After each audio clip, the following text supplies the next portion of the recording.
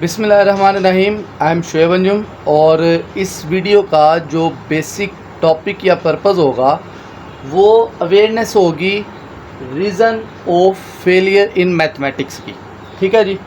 अब अक्सर ये देखा जाता है कि जो स्टूडेंट्स होते हैं वो जैसे ही ग्रेड 1 से 5 तक ये ग्रेड जब कवर कर चुके होते हैं तो उसके बाद जो मैथमेटिक्स होती है वो उनके लिए एक हवा बन जाती है, यानी इतनी डिफ़िकल्ट लगना स्टार्ट हो जाती है कि वो उसको जो है ना वो चॉइस में छोड़ने की कोशिश करते हैं, यानी किसी तरह से जान छुड़वाने की कोशिश करते हैं। तो reason of failure in mathematics जो है ना वो बेसिक हमारी इस वीडियो का टॉपिक होगा और इस वीडियो के अंदर ये देखेंगे कि कौन सी ऐसी मेन रीज़न्स हैं जिसकी वजह से स्टूडेंट्स जो है वो मैथ्स को डिफ़िकल्ट फील करते हैं या फिर मैथ्स के अंदर बिल्कुल फेल हो जाते हैं। उससे पहले हम थोड़ी सी इम्पोर्टेंस पढ़ेंगे मैथमेटिक्स की। ठीक है जी, कि मैथमेटिक्स जो है वो क्यों इम्पोर्टेंट है और क्यों इसको पढ़ा जाए, यानी इसको क्यों हम ऑप्शनल सब्जेक्ट नहीं ले सकते। तो इम्पोर्टेंस ऑफ मैथमेटिक्स के अंदर अगर देखा जाए तो जो बेसिक रूल्स होते हैं ना हमारे पास मैथमेटिक्स के, basic maths rules are applied in every field of science. जितनी भी आपकी साइंस से रिलेटेड फील्ड्स हैं उनके अंदर जो बेसिक रूल्स हैं मैथ्स के वो लाजमी यूज़ होंगे, वो लाजमी अप्लाई होंगे, यानी आप कुछ भी करके इनसे पीछा नहीं छुड़वा सकते।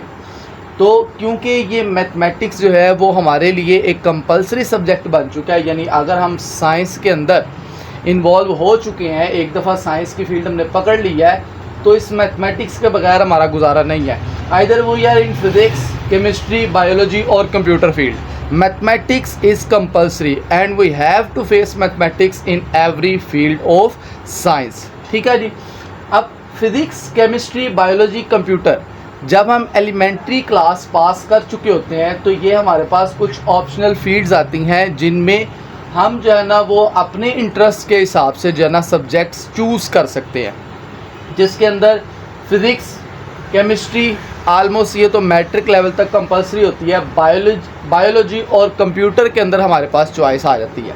लेकिन अगर देखा जाए तो फिज़िक्स, केमिस्ट्री, बायोलॉजी, कंप्यूटर ये जो हमारे पास चार मेन यहाँ पे फील्ड्स आ जाती हैं साइंस की, इसके अंदर मैथमेटिक्स जो है ना वो 100% इन्वॉल्व है।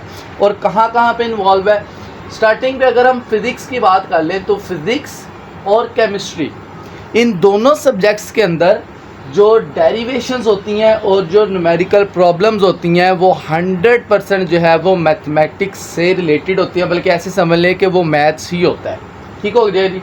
यानी डिफरेंट हम जो फार्मूलाज या फिर डिफरेंट रिलेशन जो हैं वो डिराइव करते हैं किसी भी क्वांटिटी से रिलेटेड, तो उसके अंदर मैथमेटिक्स लाजमी इन्वॉल्व होगी। मैथ के बगैर गुजारा नहीं होता। और जो न्यूमेरिकल प्रॉब्लम्स हैं उसके अंदर जितने भी सॉल्यूशंस होंगे वो मैथ के रूल्स और इसी के जो मेथड्स होते हैं वो अप्लाई होती है।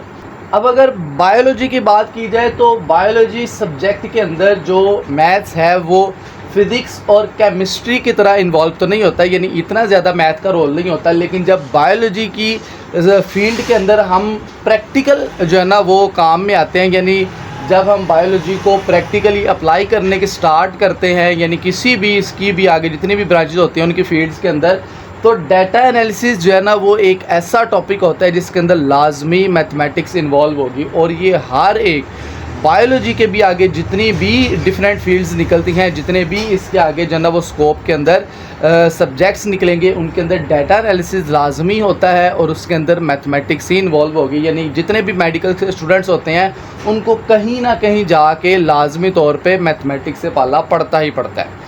कंप्यूटर की अगर बात की जाए तो कंप्यूटर के अंदर जो नंबर सिस्टम्स होते हैं वो सबसे बेसिक चीज़ है जिसके अंदर मैथ्स लाजमी तौर पे इन्वॉल्व होगी।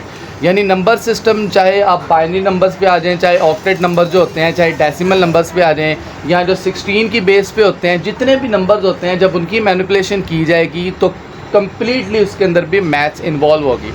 तो जितनी भी हमारे पास ये फील्ड्स बनती हैं इसके अंदर मैथ्स जो है ना वो तो 100% इन्वॉल्व होगी। यानी आप किसी तरह से भी ये नहीं सोच सकते कि हम साइंस तो पढ़ेंगे लेकिन मैथ्स के बगैर पढ़ें, मैथमेटिक्स के बगैर साइंस जो है वो इम्पॉसिबल है। अब जो हमारा मेन टॉपिक था इस वीडियो का या फिर इस लेक्चर को रिकॉर्ड करने का जो मेरा मेन पर्पस था वो ये था कि अवेयरनेस दी जाए कि क्यों हम जो है ना वो फेलियर ज़्यादा देखते हैं मैथमेटिक्स के अंदर, लोग क्यों ज़्यादा मुश्किल समझते हैं, इसको क्यों कंसीडर करते हैं कि मैथमेटिक्स से किसी तरह से जान छुड़वा ली जाए। ठीक है, तो जैसे मैंने अर्लियर बताया कि 1 से 5th ग्रेड तक यानी जब हम प्राइमरी जो है ना वो कवर करते हैं तो उसके अंदर सिंपल एडिशन, सब्ट्रैक्शन, मल्टीप्लिकेशन होती है तो वो इजीली किसी तरह से कर ली जाती है। लेकिन जैसे ही प्राइमरी से मिडल तक पहुंचा जाता है तो 6, 7 और 8 ग्रेड जो होता है उसके अंदर काफ़ी ज़्यादा डिफ़िकल्टी फेस करने को मिलती है। और असल में इसके अंदर इन्हीं जो एलिमेंट्री क्लासेस के अंदर जो कुछ हमें बेसिक रूल्स या फिर मेथड्स मैथ के सिखाए जाते हैं, अगर किसी तरह से इनके अंदर थोड़ी सी भी कमी बेशी रह जाए या फिर इसके अंदर वीकनेस रह जाए तो हम कभी भी मैट्रिक स्टैंडर्ड, इंटरमीडिएट या उससे हायर लेवल ग्रेजुएशन तक कभी भी जो है ना वो सक्सेस गेन नहीं कर सकते। अब रीज़न ऑफ फेलियर क्या है जी? लैक ऑफ क्लैरिटी ऑन सब बेसिक रूल्स। कुछ हमारे पास बेसिक रूल्स होते हैं मैथमेटिक्स के और ये बहुत शॉर्ट से होते हैं, यानी इतने कोई लंबा चौड़ा काम नहीं होता। ये कुछ बेसिक रूल्स होते हैं जो मैंने नीचे मेंशन किए हुए हैं। अगर इनके अंदर किसी तरह से भी आपकी क्लैरिटी जो है वो मिस हो चुकी है या फिर आप इसको क्लियर नहीं कर पाए किसी भी रूल को, तो समझ लें कि आप नेक्स्ट जो है ना वो बिल्कुल ऐसे ही है जैसे विदाउट लर्निंग ABC आप इंग्लिश जो है ना वो रट्टा मारना या उसको किसी तरह से याद करना स्टार्ट कर दें। ठीक है जी, तो ये समझ लें ABC होती है मैथमेटिक्स की बिल्कुल एक स्टार्टिंग चीज़ है। अब बेसिक रूल्स में सबसे पहले क्या आ जाता है जी हमारे पास? Manipulation of integers. ठीक है, अब इंटीजर्स क्या होते हैं इंशाल्लाह नेक्स्ट जो है ना वो ये एक सीरीज़ स्टार्ट कर दी जाएगी जिसके अंदर सबसे पहले ये बेसिक रूल्स आपको सिखाए जाएंगे। फिर मैं कोशिश कर रहा हूँ कि आपको मैट्रिक लेवल से लेके इंटरमीडिएट लेवल तक एटलीस्ट जो मैथ्स के कोर्सेज़ हैं वो एक्सरसाइज वाइज या क्वेश्चन वाइज जो है ना वो कवर करवाए जाएं, यानी जितने भी उसके अंदर क्वेश्चंस होते हैं वो सॉल्व करके आपको समझाए जाएं। लेकिन पहले इन बेसिक कंसेप्ट्स को क्लियर जो है ना वो लाजमी करूँगा मैं। ठीक है, तो उसके लिए आपसे ये एक रिक्वेस्ट भी है या आपके लिए भी ये फ़ायदेमंद है कि आप इस चैनल को जो है ना वो सब्सक्राइब कर लें, यानी जुड़ जाएं इसके साथ, ताकि नेक्स्ट में जितनी भी वीडियोस जो हैं वो इन चीज़ों की एक्सप्लेनेशन के ऊपर बनाऊं वो आप तक पहुंच जाएं। ठीक हो गया जी। तो मैनिपुलेशन ऑफ इंटीजर्स के अंदर जब हम इंटीजर्स की बात करते हैं तो उसका सम, प्रोडक्ट और कोशंट, ये 3 चीज़ें जो है वो मस्ट होती हैं जिनको सीखना लाजमी होता है। क्योंकि जैसे ही कोई बच्चा जो है वो एलिमेंट्री पास करके मैट्रिक लेवल पे जाता है तो ये इन चीज़ों को जब देखता है तो नहीं सॉल्व कर पाता और फिर बहुत ज़्यादा डिफ़िकल्टी फील होती है जो नेक्स्ट नए रूल्स उसको पढ़ाए जाते हैं उनमें। इसी तरह सिंप्लीफिकेशन ऑफ फ्रैक्शंस के अंदर भी यही चीज़ें आ जाती हैं। मैंने एग्जांपल के तौर पे सामने कुछ प्रॉब्लम्स लिखी हैं, जैसे ये 2 इंटीजर्स का सम लिखा हुआ है। ठीक है जी, एक +4 और एक -9 लिया गया है। इसी तरह मैंने सामने जो है ना 2 फ्रैक्शंस का सम लिखा हुआ है, उसके बाद नीचे क्वोशंट लिखा हुआ है 2 फ्रैक्शंस का। तो फ्रैक्शंस की सिंप्लीफिकेशन के अंदर भी ये 3 चीज़ें आ जाती हैं जिनको हमने किसी तरह से सिंप्लीफाई करना होता है, लेकिन पहले रूल्स सीख के। अगर ये बेसिक चीज़ें नहीं आती होंगी तो हम किसी भी तरह से आगे मैथ के जो है ना वो फर्दर रूल्स नहीं फॉलो कर पाएंगे, बिल्कुल भी उनको क्लियर नहीं कर पाएंगे। लास्ट पे हमारे पास जो चीज़ आती है वो है जी बोर्ड मैथ्स रूल।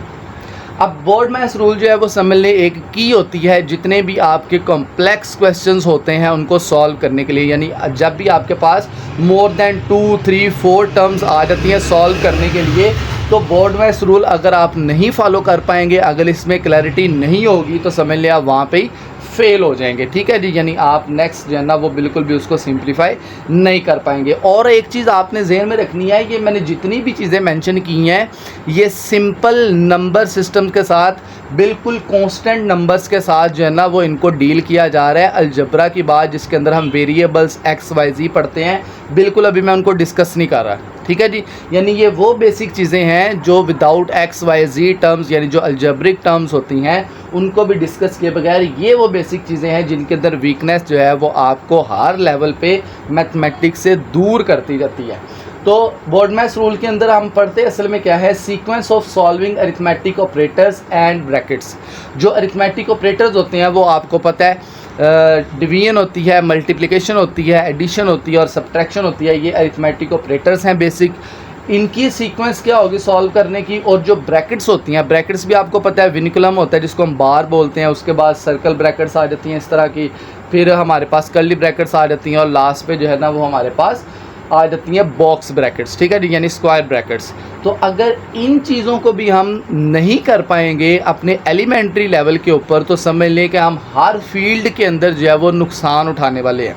यानी अगर ये चीज़ें बेसिक कवर नहीं कर पाएंगे तो हर फील्ड के अंदर हमें नुकसान होगा, और हम किसी भी साइंस की फील्ड में चले जाएँ वहाँ पे लाजमी तौर पे जो ना वो डिसअपॉइंटमेंट या शेम फील करना पड़ जाती है।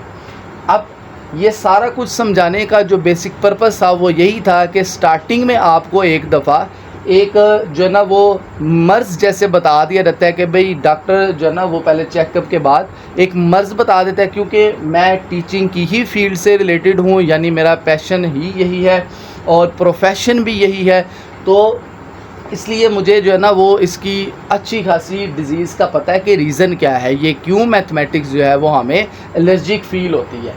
तो अगर बेसिक जो है ना वो पर्पज़ यही था कि अगर हम इस डिज़ीज़ को पकड़ लेते हैं, यानी इस रीज़न को फाइंड आउट कर लेते हैं कि क्या रीज़न है, क्यों हम मैथमेटिक्स के अंदर पीछे रह जाते हैं या क्यों कुछ बच्चे जो है वो ऐसा नहीं इसको कवर कर पाते, तो ये बेसिक रीज़न जानना बहुत ज़रूरी था। अब क्योंकि हम बेसिक रीज़न जान चुके हैं तो नेक्स्ट इंशाल्लाह हमारी कोशिश ये होगी कि one by one in basic जो रूल्स हैं ना उनको कवर किया जाए। तो आप जुड़े रहिएगा लाजमी तौर पे इस चैनल के साथ और अटैच रहिएगा, आप सब्सक्राइब करते रहिएगा और दूसरों तक जहां तक आपकी पहुंच हो या फिर रीच हो आप वहां तक शेयर करके इस इंफॉर्मेशन को पहुंचा सकते हैं, ठीक है जी। और नेक्स्ट इंशाल्लाह अगली वीडियो के अंदर हम इस स्टेप से स्टार्ट करेंगे, यानी मैनिपुलेशन ऑफ इंटीजर से स्टार्ट करेंगे। इंटीजर्स पढ़ाए जाएंगे और बिल्कुल बेसिक लेवल से यानी बिल्कुल रूट लेवल से जो है ना वो इस सारे के सारे प्रॉब्लम को सॉल्व किया जाएगा। आई होप कि आपको भी फ़ायदा पहुंचा होगा और जहां तक हो सके इसको शेयर करके आप दूसरों को भी फ़ायदा पहुंचा सकते हैं। Thank you so much.